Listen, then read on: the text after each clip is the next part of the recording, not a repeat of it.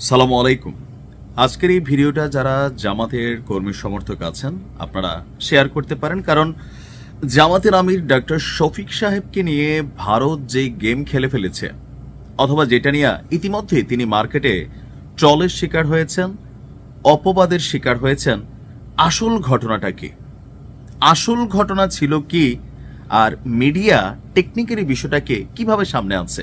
আসলে যত প্যাচ লাগাইছে ভারত এবং রয়টার্সের প্রতিবেদন, আর সেখান থেকে আমাদের মিডিয়া নিউজটাকে কিভাবে পিক করেছে, ঘটছিল কি আর প্রকাশ হইল কি। তবে একটা জায়গায় ডাক্তার শফিক সাহেবের দায়বদ্ধতা আছে যে তিনি মেইন বিষয়টা ভারতের কথায় গোপন করছিলেন। বাট আসল ঘটনাটা কি আসুন দেখি। ডাক্তার শফিক সাহেব বলছেন, আন্তর্জাতিক মিডিয়া রয়টার্সকে দেওয়া এক সাক্ষাৎকারে রয়টার্সের একজন সাংবাদিক আমাকে জিজ্ঞেস করেছিল, ভারত যেহেতু আপনার প্রতিবেশী দেশ, তাদের সঙ্গে আপনাদের কোনো যোগাযোগ আছে কিনা, কোনো কথাবার্তা বা বৈঠক হয় কিনা। স্বাভাবিকভাবে আওয়ামী লীগ সরকার পতনের পর বাংলাদেশের রাষ্ট্র ক্ষমতায় কারা আসছে এই বিষয়টা অবজারভেশন করছে ভারত। আর যেহেতু জামাত এবার ক্ষমতার দিকে ধাবিত হওয়া একটা দল, সো সেই ক্ষেত্রে জামাতের সাথে কোনো রকম কন্ট্যাক্ট আছে কিনা এই প্রশ্নটা ছিল এরকম। তখন জামাতের আমির বলছিলেন যে গত বছরের মাঝামাঝি সময়ে আমি অসুস্থ হওয়ার পর চিকিৎসা শেষে যখন বাসায় ফিরি, তখন দেশ বিদেশের অনেকেই আমার সঙ্গে সাক্ষাৎ করতে এসেছিলেন।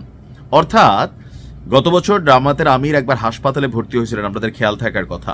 তো এরপর তিনি বাসায় আসার পর স্বাভাবিক সবাই তার খোঁজখবর নিয়েছিলেন। অন্যান্য দেশের সম্মানিত কূটনীতিক বৃন্দ যেমন এসেছেন, তেমনি ভারতেরও তখন দুইজন কূটনীতিক আমাকে দেখতে আমার বাসায় এসেছিল। অর্থাৎ আমরা দেখলাম গোপন বৈঠক, গোপন শব্দগুলা। এখন ডাক্তার শফিক সাহেব তো বলছেন ভিন্ন কথা, যে উনি যখন অসুস্থ ছিলেন বাসায় আসছেন, স্বাভাবিকভাবে আমি অসুস্থ মানুষ, আমাকে দেখতে আসতেই পারে।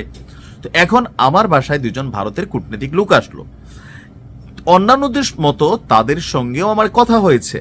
অর্থাৎ এখানে স্পেসিফিক আলাদা কোনো গোপন বৈঠক ঘটে নাই।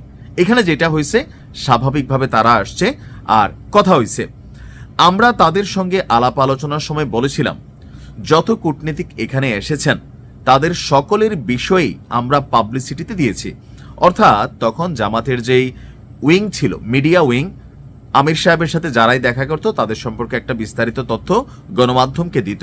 তো জামাতের আমিরের প্রশ্ন ছিল বা তাদের টিমের প্রশ্ন ছিল, এই যে ভারতের লোকেরা আসছে তাদেরকে, যে আমরা তো পাবলিসিটিতে দিয়েছি, আপনাদের এই সাক্ষাৎও কি আমরা পাবলিসিটিতে দিব বা আমরা পাবলিসিটিতে দিতে চাই। তখন ভারতের ওই কূটনীতিকরা আমাকে এটি না দেওয়ার জন্য অনুরোধ করেন।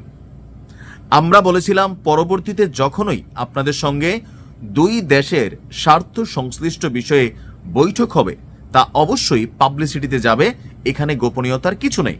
তবে প্যাচটা লাগছে কোনটা, ওই যে এই যে ভারতের কূটনীতিকরা না করলেন আর আমির সাহেব বিষয়টাকে বা জামাতের যে টিমটা ছিল তারা গোপন রাখলেন, আর রয়টার্সের প্রতিবেদনের মাধ্যমে ওইটা আবার সামনে আসলো। এখন আবার আমির সাহেব এই বক্তব্য দিচ্ছেন, এখানেই আসলে একটু তালগোল পাকিয়ে গেছে, যা পাকানোর। কেউ কেউ এখন বলার চেষ্টা করছেন যে না, এখন কি শফিক সাহেব স্বীকার করবেন, তাহলে হাদির মৃত্যু কেন হলো, মানে নানান প্রশ্ন বক্তব্য এখন যখন জর্জরিত, তখন কিন্তু তিনি বাধ্য হয়ে এই বিষয়টা সামনে আনলেন। ভুলের জায়গাটা একটা ছিল যে ভারত না করছে, তিনি সেটাকে লুকাইছেন, কিন্তু গোপন বৈঠক, গোপন মিটিং যেভাবে আমরা দেখছিলাম বা আমরা নিজেরা নিউজ করছি, বিষয়টা কিন্তু ওরকম ছিল না। ওনার বাসাতেই অসুস্থ আমিরকে দেখতে এসে কথাবার্তা হয়েছিল, এতটুকুই। তারপর তিনি বলছেন যে আমি বিস্মিত যে আমাদের কিছু দেশীয় মিডিয়া ভারতের সঙ্গে জামাত আমিরের গোপন বৈঠক হয়েছে বলে যে সংবাদ পরিবেশন করেছে, আমি এই ধরনের সংবাদের তীব্র নিন্দা জানাই এবং ভবিষ্যতে প্রকৃত বিষয়ে না জেনে এমন বিভ্রান্তিকর সংবাদ পরিবেশন করা থেকে বিরত থাকার জন্য সবাইকে অনুরোধ জানাচ্ছি। তো ওনার এই বক্তব্যের পরে অনেকেই ওনাকে যেমন ধন্যবাদ দিয়েছেন, অনেকে আবার সেখানে সমালোচনা করছেন। বাট আমার কাছে মনে হয় দিন শেষে তিনি বিষয়টা পরিষ্কার করে দিয়েছেন, যার যেভাবে ইচ্ছা সেইভাবে বোঝেন, এটা আপনার ব্যক্তি ইচ্ছা। ভালো থাকুন, আসসালামু আলাইকুম।